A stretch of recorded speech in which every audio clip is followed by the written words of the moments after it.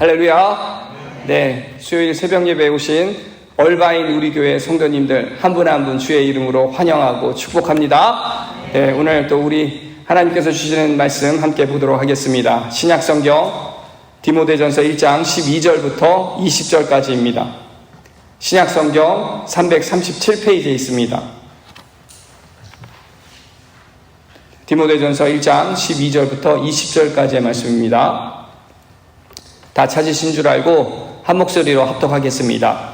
나를 능하게 하신 그리스도 예수 우리 주께 내가 감사함은 나를 충성되이 여겨 내게 직분을 맡기심이니 내가 전에는 비방자요 박해자요 폭행자였으나 도리어 긍휼을 입은 것은 내가 믿지 아니할 때에 알지 못하고 행하였음이라. 우리 주의 은혜가 그리스도 예수 안에 있는 믿음과 사랑과 함께 넘치도록 풍성하였도다. 미쁘다 모든 사람이 받을 만한 이 말이여 그리스도 예수께서 죄인을 구원하시려고 세상에 임하셨다 하였도다. 죄인 중에 내가 괴순이라. 그러나 내가 긍휼을 입은 까닭은 예수 그리스도께서 내게 먼저 일체 오래 참으심을 보이사 후에 주를 믿어 영생 얻은 자애들에게 본이 되게 하려 하심이라. 영원하신 왕 곧 썩지 아니하고 보이지 아니하고 홀로 하나이신 하나님께 존귀와 영광이 영원무궁하도록 있을지어다. 아멘. 아들 디모데야, 내가 내게 이 교훈으로서 명하노니 전에 너를 지도한 예언을 따라 그것으로 선한 싸움을 싸우며 믿음과 착한 양심을 가지라. 어떤 이들은 이 양심을 버렸고 그 믿음에 관하여는 파선하였느니라. 그 가운데 후메네오와 알렉산더가 있으니 내가 사탄에게 내준 것은 그들로 훈계를 받아 신성을 모독하지 못하게 하려 함이라. 아멘. 네, 오늘은 직분을 감당할 수 있는 원동력이라는 제목과 함께 말씀을 나누도록 하겠습니다. 제가 지난주에 우연히 TV 프로그램을 봤는데요. KBS 다큐 공감이라는 그러한 프로그램이 있었습니다. 이 프로그램에는 서울 마포구에서 산부인과 병원을 이렇게 운영하고 있는 심상덕 의사라는 분이 소개되는 그러한 이야기였습니다. 이분의 첫 마디가 흥미로워서 제가 이렇게 계속 보게 되었는데요. 이분이 이렇게 말을 하는 것입니다. 한 달에 15명을 분만하면 병원이 운영이 되는데 이렇게 말씀하시면서 한참을 말을 잊지 못하시고는 말끝을 이렇게 흐리시면서 병원을 개업한 지 15년이 되었는데 계속 마이너스라는 겁니다. 심지어 산부인과 전문의가 된 지 30년이 이렇게 되었는데도 빚이 이게 7억 정도 이렇게 있다라는 거예요. 빚이 이렇게 쌓이다 보니까 결국 자신이 이렇게 소유하고 있는 집도 내놓게 되고 최근 몇 년 동안은 병원에서 이렇게 먹고 자고 하는 그런 생활을 하고 있었습니다. 통상 우리가 알고 있는 의사라는 직업은 가난한 직업은 아니잖아요. 네, 그런데 이분은 가난해요. 이분에게 무슨 사연이 있는가 이렇게 궁금해서 제가 더 이 프로그램을 집중해서 보게 되었는데 이분에게는 나름 원칙과 소신이 있는 그러한 산부인과 의사 선생님이셨습니다.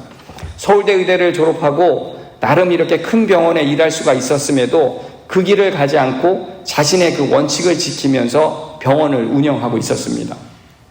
그의 원칙은 몇 개가 있는데 첫 번째는 생명의 존엄성을 중시하기 때문에 낙태 시술을 절대 하지 않습니다. 그리고 두 번째는 산부인과이기에 산모가 최우선이 되어야 합니다. 그리고 세 번째는 산모가 자연분만을 할 수 있도록 최선을 다합니다. 여러분, 원칙대로 이 병원에서는 그 연평균 이 제왕절개 분만율이 10% 미만이라고 하는데요. 사실 모든 의사가 그래야 하는 거 아니냐라고 이렇게 말할 수 있는데 현실은 그렇지 않다라고 말을 하고 있습니다. 한국에 있는 보건사회연구원이 2018년도에 그 조사한 그 실태조사 보고를 보니까 저출산 현상으로 인해서 분만 건수가 감소하는데 제왕절개 분만율은 늘고 있다라는 것입니다. 제왕절개 분만율이 이렇게 늘고 있는 이 몇 가지 이유가 있는데 병원 입장에서는 이런 의료 과실 같은 책임을 이게 받지 않기 위해서 제왕절개 시술이나 수술을 권한다라고 그렇게 말을 하고 있습니다. 예를 들어서 산모가 고령이면 자연분만이 훨씬 더 어렵고, 그리고 잘못해서 자연분만하다가 도중에 사망을 하게 되며 제왕절개를 빨리 하지 않은 그 이유 때문에 소송이 제기될 수도 있다는 것이죠. 애초에 이런 일이 일어나지 않게 하기 위해서 제왕절개 수술을 권한다라는 것입니다. 심지어 어떤 산부인과 병원은 고령인 산모에게 제왕절개가 아니면 아이를 안 받아준다라고 그렇게 대놓고 얘기하는 병원도 있다라고 합니다. 또 다른 이유를 보니까 분만수가 점점 이렇게 적어지니까 병원 운영이 이렇게 어려워지는 것입니다. 제왕절개 분만은 수술 날짜를 이렇게 정할 수가 있고, 또 수술 이후에는 병원에 입원을 더 해야 하기 때문에 병실료가 자연 분만보다는 더 부과가 된다는 것이죠. 그렇게 부족한 분만으로 인한 손실을 메꿀 수가 있다는 것입니다. 이 의사 선생님이 이런 사실을 모르는 게 아니겠죠. 알면서도 본인은 잠시 경제적으로 어려움이 있다라고 해서 자신의 그 원칙과 소신을 버릴 수 없다라고 그렇게 말을 합니다. 때로는 직원급여나 병원 운영이 차질이 생겨서 마이너스 통장으로 해서 직원들 월급과 운영을 하기도 하고, 또 빚을 내서 운영을 하면서도 포기할 수 없다라고 그렇게 말을 하고 있습니다. 그러면서 자신도 인간이기에 솔직히 몇 번 정도는 포기를 하고 싶은 생각이 들었다고 하고, 또 큰 병원에서 이렇게 오퍼가 왔을 때 그것의 마음이 흔들린 적도 있었다라고 합니다. 그런데 곰곰이 생각을 해보니까 자신이 그곳에 가면 소신 있게 진료를 할 수가 없을 것이고, 그리고 처음 자신이 의사가 되면서 세웠던 그 원칙, 생명의 존엄성을 지키고, 그리고 산부인과는 산모가 우선이라는 산모를 위한 그 진료를 할 수 없기 때문에 갈 수가 없었다라고 그렇게 말을 합니다. 이러한 어려운 상황 속에서도 이 의사 선생님의 마음은 자신의 환자, 이 산모들에게 이렇게 집중하고 있다라는 것을 우리가 알 수가 있는데, 주말에 진료가 없을 때는 본인이 직접 문구점에 가서 종이와 본드를 사는데요, 이 산모 수첩을 본인이 직접 만들기 위해서 이러한 필요한 재료를 가서 직접 사가지고는 일주일에 그 한 산모가 40페이지 정도의 분량이 있다라고 합니다. 7권의 이 산모 수첩을 본인 스스로 한 땀 한 땀 정성을 들여서 종이를 인쇄하고 그렇게 재단해서 그렇게 만들어주고 있다라고 그렇게 말을 하고 있었습니다. 또 마냥 이 의사 선생님이 넉넉지 않고 나름 재정적인 이 어려움을 극복하기 위해서 투잡을 뛰고 있었습니다. 요즘 유튜버가 대세잖아요. 그러니까 이분도 본인이 갖고 있는 그 진료 철학이나 아니면 이 의료에 대한 지식을 본인이 유튜버가 돼서 그렇게 찍어서 올리면서 이렇게 열심히 공유수를 늘리기 위해서 노력하는 모습도 그 프로그램에 이렇게 나왔었습니다. 제가 이 프로그램을 보면서 마지막에 인상적인 장면이 계속 기억에 나는데요. 자연분만한 그 신생아들이 커서 5살, 6살, 7살 된 이 아이들이 주말에 병원에 이렇게 막 몰려 들어오는 것입니다. 주말에 진료가 없으니까 한동안은 이 병원이 놀이방이 되어 있는 그런 모습이 나왔었습니다. 이 병원에서 아이를 낳은 산모들이 정기적으로 모임을 갖고 병원에 축하할 일이 있으면 아이들과 함께 엄마들이 다 이렇게 병원에 모여든다라고 하는데요. 주변 지인들, 이 산모들이 주변 지인들에게 병원을 소개시켜주고, 그리고 유튜버도 홍보해주는 등 최대한 이 병원이 문을 닫지 않고 계속 좋은 일을 할 수 있게 산모들이 다 같이 노력하고 있다라고 합니다.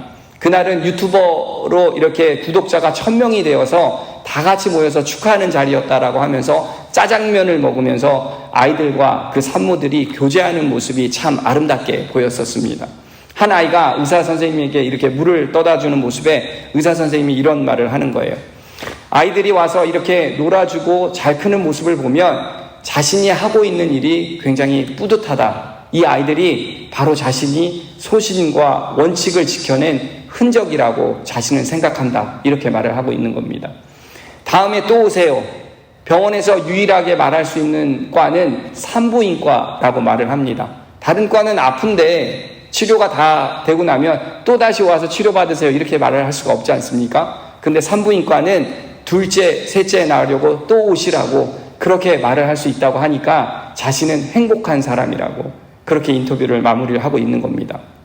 그러면서 자기에게 단지 몇 가지 단점이 있다라고 얘기하는데, 그 단점이 뭐냐면 경제적으로 어려운 것, 그리고 두 번째는 일이 고된 것, 그리고 세 번째는 밤낮 없이 일하는 것, 이뿐이라고 그렇게 의사가 마무리를 하고 있었습니다. 여러분, 사실 그 말을 듣는 순간 이분이 갖고 있는 단점이 그의 삶의 가장 큰 장애물 아닙니까? 경제적으로 어려움에 생계가 위태하고, 또 집이 없어서 가족과 함께 살지 못하고 부부가 주말 부부가 되어서 떨어져 지내야 하고, 밤낮 예정 없이 아기들이 태어나기에 늘 스탠바이 하는 그런 직업이지 않습니까? 편히 쉬지도 못하고, 그리고 건강은 점점 안 좋아지고, 또 남들이 다 즐기는 여가 활동 이런 것도 잘 누리지 못하는 삶, 그의 인생이 사람들 눈에는 한없이 이렇게 바보스럽게까지 보일 수도 있을지 모르겠습니다. 하지만 이 의사 선생님은 그것을 기쁜 마음으로, 그리고 자신에게 주어진 직분이라고 생각하면서 감당하며 살고 있었다라는 것이죠. 그렇다면 여러분, 이런 어렵고 힘든 상황 속에서 인내하며 기쁨으로 자신에게 그 주어진 그 직분을 감당할 수 있는 그 원동력은 무엇일까요? 어렵고 힘든 상황 속에서 인내하며 기쁨으로 자신에게 주어진 그 직분을 감당할 수 있는 그 원동력, 첫 번째는 바로 하나님이 베푸신 구원의 은혜라는 사실입니다. 여러분, 12절부터 14절까지 우리 한 목소리로 함께 읽어보도록 하겠습니다. 시작.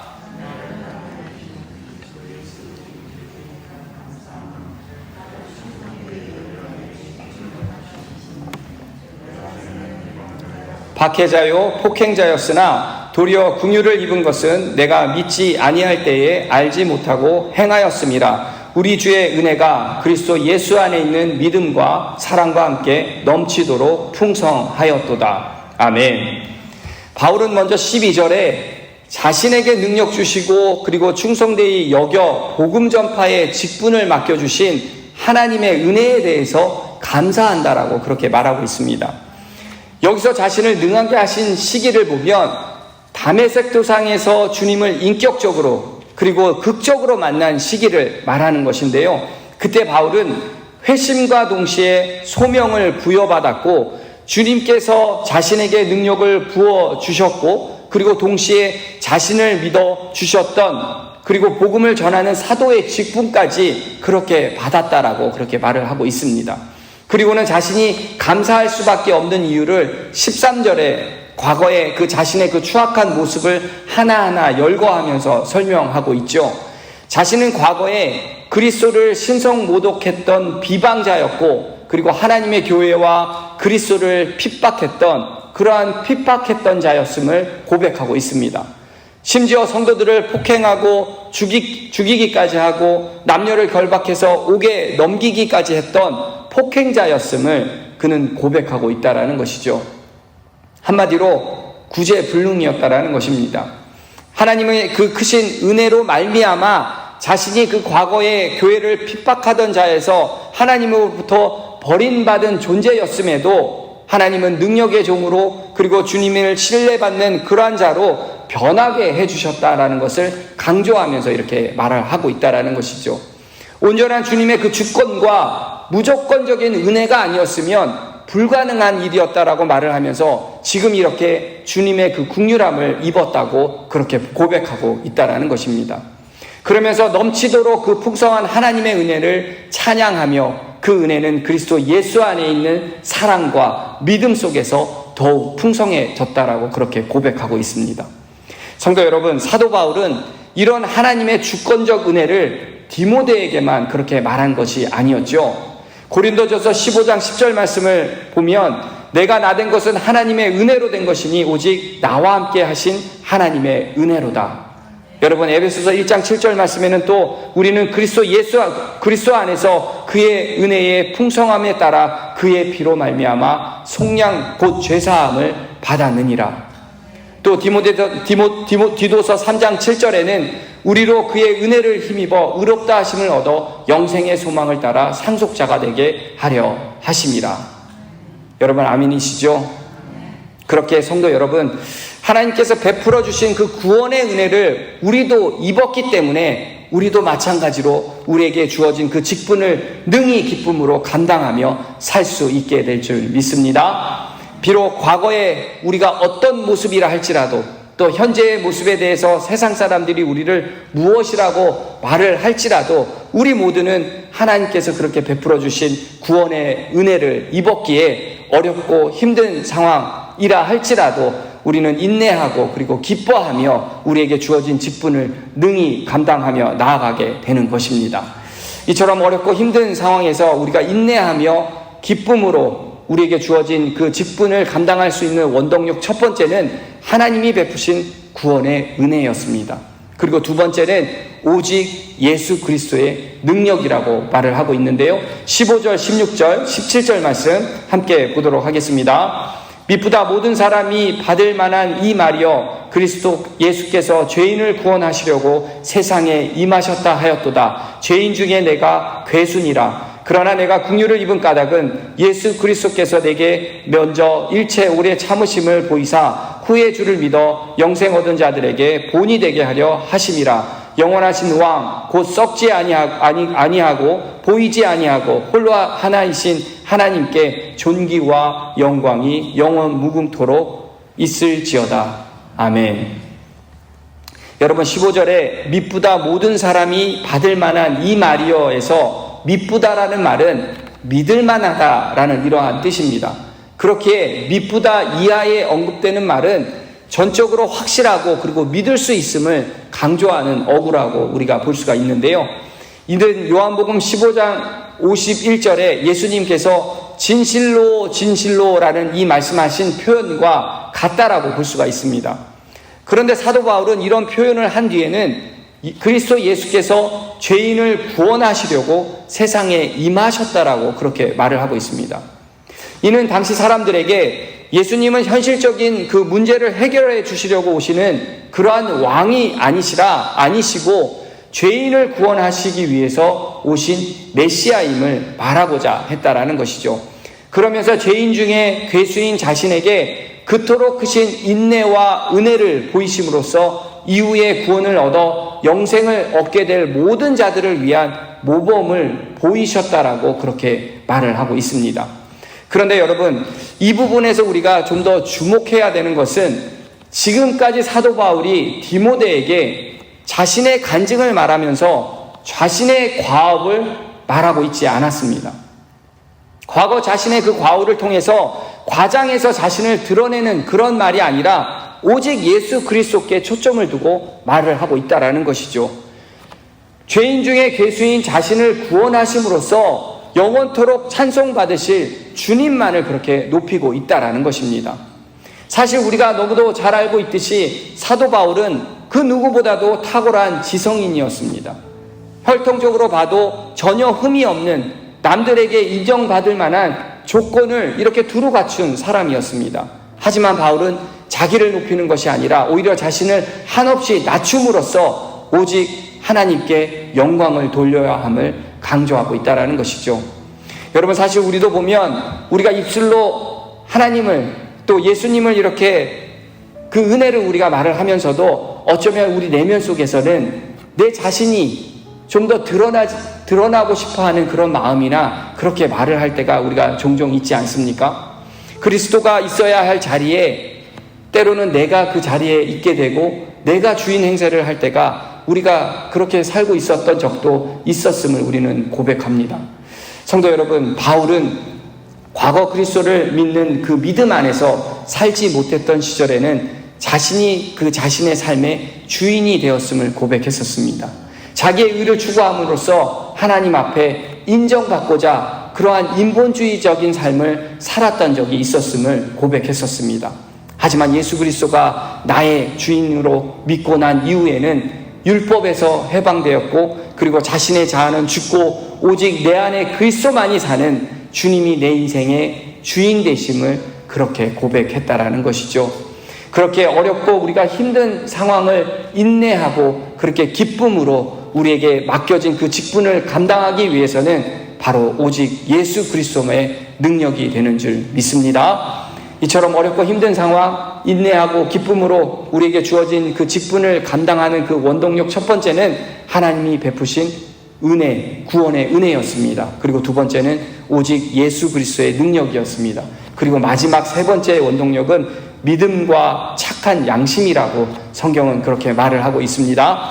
이제 사도 바울은 디모데에게 선한 싸움을 싸우라고 그렇게 도전을 하고 있는데요. 18절 말씀 한 목소리로 함께 읽도록 해보겠습니다. 시작. 아들 디모데야, 내가 내게 이 교훈으로서 명하노니 전에 너를 지도한 예언을 따라 그것으로 선한 싸움을 싸우며 세상에 하나님의 은혜와 사랑을 나타내는 모델로서의 삶은 결코 녹록지가 않습니다.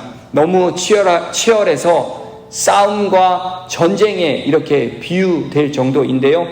그렇다면 연약한 우리들이 어렵고 이렇게 힘든 상황을 인내하고 기쁨으로 우리에게 주어진 그 직분을 감당하려면 믿음과 착한 양심이 있어야 됨을 그렇게 말을 하고 있습니다. 19절 말씀을 보시면 믿음과 착한 양심을 가지라. 어떤 이들은 이 양심을 버렸고 그 믿음에 관하여는 파선하였느니라.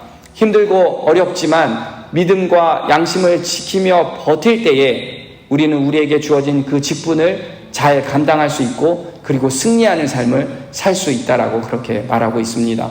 또한 우리가 인내하고 버티면서 무너지지 않을 때 우리를 통해서 역사하시는 그 하나님의 능력을 우리는 체험하며 살게 된다라는 것이죠.